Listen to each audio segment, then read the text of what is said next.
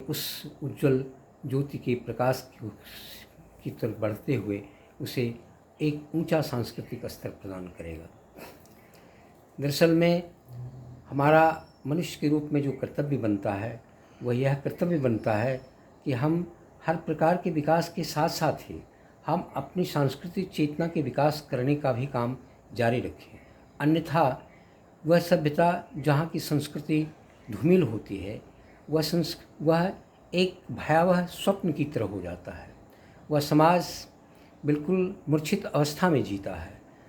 अगर समाज को सचेत रूप में जीना है, जागृत रूप में जीना है और उसमें देवत्व की चेतना का उत्तरोत्तर विकास करने का काम जो कि हमारे मानव जीवन का उद्देश्य बताया गया है, ऐसी स्थिति में ऐसे कार्यक्रम की स्तुति प्रशंसा जितनी भी की जाए वह कम होगी। जिन लोगों का भी सहयोग इसमें होता है उनका काफ़ी सार्थक समय और सार्थक खर्च होता है। हम समझते हैं ऐसे कार्यक्रम को प्रोत्साहित करने के लिए किसी भी स्थिति में, हर परिस्थिति में लोगों को इसमें जोड़ने का प्रयास करना चाहिए ताकि हर कार्यक्रम एक ऐसा भव्य रूप में संपन्न हो जो लोग एक इस प्रकार का अंदर में गूंज लेकर के जाएं, एक प्रकार की ऐसी प्रेरणा से उत्प्रेरित होकर के जाएं जो वे उच्च दिशा की ओर बढ़ने का प्रयास करें। बाबा कोकिलचंद धाम मंदिर को हमारे कार्यक्रम के मुख्य अतिथि दिल्ली विश्वविद्यालय के विद्वान प्राध्यापक अपनी ओर से 4 वेद अलग अलग खंडों में कार्यक्रम के दिन समर्पित करने जा रहे हैं, जो कि एक शोभा ही नहीं, एक बहुत बड़ा कहा जाए कि महानतम कार्य होगा। इस विषय में आप क्या कहना चाहेंगे? यह तो सर्वविदित है, ज्ञातव्य है कि विश्व के साहित्य में वेद का स्थान सबसे पहला आता है, क्योंकि विश्व साहित्य के अध्ययन करने के बाद ऐसा ही लगता है कि सारे के सारे साहित्य मानव जीवन की ही सीमा तक सीमित रहे हैं, परंतु वेद मानव की सीमा को पार करते हुए देवत्व की सीमा को छूता है, अनंत की सीमा को छूता है, विराट की सीमा को छूता है। यह विराटता, यह अनंतता, यह दिव्यता किसी भी विश्व साहित्य में नहीं है।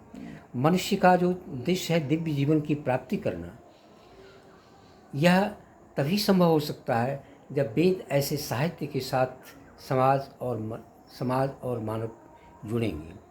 ऐसी स्थिति में वेद का इस प्रकार से पुनः लोगों तक पहुंचाने का काम यह उसी महान कार्य का एक पड़ाव है, क्योंकि अब मनुष्य मानसिक स्तर पर पूरी ऊंचाई तक पहुंच चुका है और इस मानसिक ऊंचाई के बाद उसे एक दिव्य जीवन के लिए आत्मा के क्षेत्र में प्रवेश करने की जरूरत पड़ती है। उसे विराट चेतना को पाने की आवश्यकता पड़ गई है और वह विराट चेतना का द्वार खोलने के लिए वेद ऐसे साहित्य की अत्यंत आवश्यकता हो चुकी है। इसलिए वेद को इस प्रकार से लोगों तक पहुंचाना, यह इसी संदेश को, इसी मार्ग को खोलने का प्रयास है जो मनुष्य के जीवन की विकास की अत्यंत आवश्यकता है। जी, बहुत बहुत धन्यवाद। प्रतिभा सम्मान समारोह जो प्रखंड स्तरीय कार्यक्रम है, जिसमें गिद्धौर प्रखंड के 8 विद्यालय के प्रतिभावान मैट्रिक और इंटर परीक्षा उत्तीर्ण विद्यार्थियों को प्रोत्साहित किया जा रहा है, वो भी बड़े बड़े विद्वानों आपके जैसे मर्मज्ञ के माध्यम से। तो इस पर आपका क्या सुझाव और मार्गदर्शन हो सकता है? ये आप जानते हैं कि संस्कृति का मतलब यह होता है समावेशी चिंतन, समाज को समावेशी रूप में जोड़ने का काम, और यह प्रतिभा प्रोत्साहन का जो काम है वह एक समावेशी काम है। सारी प्रतिभाओं को एक साथ जोड़ने का काम है। यह संस्कृति की आधारशिला है। जब तक हम सारे समाज को एक सूत्र में नहीं बांधेंगे, जब तक हम चेतना के सारे चों को एक साथ हम जोड़ने का काम नहीं करेंगे, जब तक चेतना विखंडित रहेगी, जब तक प्रतिभा विखंडित रहेगी, बिखरी हुई रहेगी, तब हम उस दिशा में बढ़ने में असफल हो जाएंगे। उस दिशा में द्रुत गति से हमारी प्रगति हो सके, इसके लिए ऐसे समावेशी कार्य करने की अत्यंत ही आवश्यकता है। प्रतिभाओं के माध्यम से ही हम आगे बढ़ेंगे, क्योंकि प्रतिभा ही वह दीप शिखा है जिसके द्वारा हम आगे का मार्ग प्रशस्त करते हैं, आगे के अंधेरी मार्ग में चल करके हम अपने लक्ष्य तक पहुंच सकते हैं। जो अंधकार से घिरा हुआ जीवन होता है उसमें से मार्ग देने के लिए हमें प्रतिभा रूपी प्रकाश की ही आवश्यकता पड़ती है, और ऐसी स्थिति में प्रतिभाओं को प्रोत्साहित करना उसी दीप शिखा को और भी प्रज्वलित करने का प्रयास किया जाता है।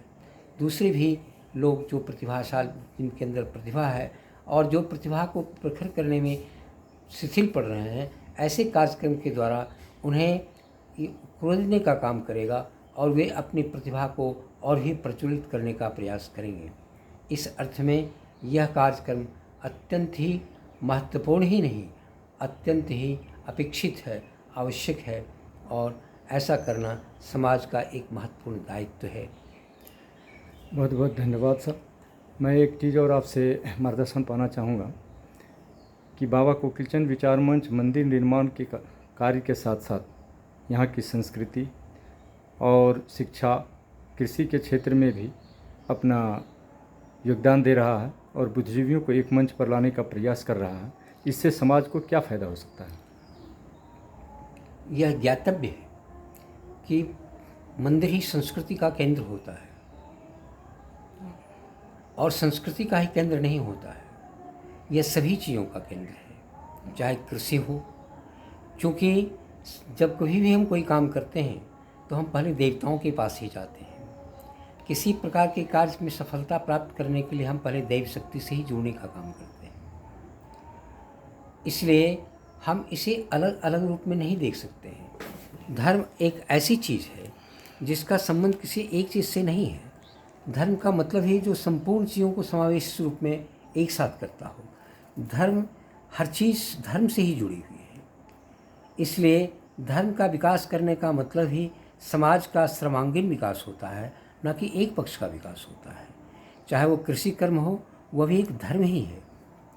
व्यापार कर्म हो, वह भी एक धर्म ही है। और जितने भी लोग कार्य करते हैं, वे सभी के सभी पहले मंदिर और देवताओं से जोड़ करके प्रेरणा लेने का ही काम करते हैं। वहीं से उन्हें शक्ति प्राप्त होती है, वहीं से उनकी प्रेरणा प्राप्त होती है, उन्हीं से उनका सफलता का मार्ग खुलता है। इसलिए यह तो एक संस्कृति से जुड़ी हुई चीज़ ही है। मंदिर केवल पूजा पाठ की ही चीज़ नहीं है। मंदिर दैवी शक्ति को प्रेरित करने की क्षमता की शक्ति है। अनेक प्रकार के कार्य करने की प्रेरणा का स्रोत भी, इसका ऊर्जा केंद्र भी मंदिर ही है। हमारा मंदिर ही नहीं, सांस्कृतिक धार्मिक धरोहर के रूप में भी स्थापित है और इसे पूरा करना हम लोगों का दायित्व है। और इसका प्रतिफल सामने आ रहा है कि गंगरा का हर क्षेत्र में विकास भी होता दिख रहा। सदियों से गंगरा एक आदर्श गांव की श्रेणी में स्थापित था।